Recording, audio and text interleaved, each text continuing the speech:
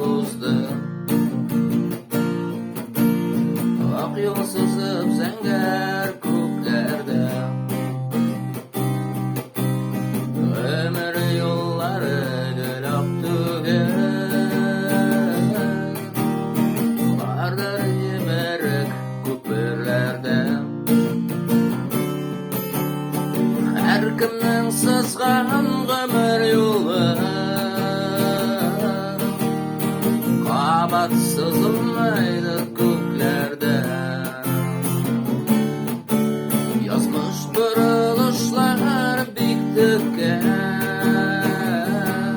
kıyın şul ağlardı, kıyın şul ağlardı Gütergen.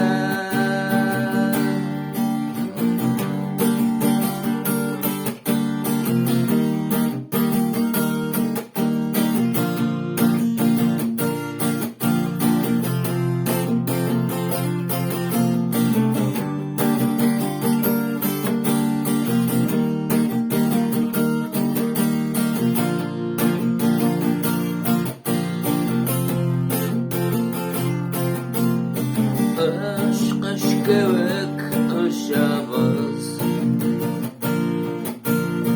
orta yol yok bizge köklerde. Kara yollar sızılmasın, elegip yemrek köpürlerge.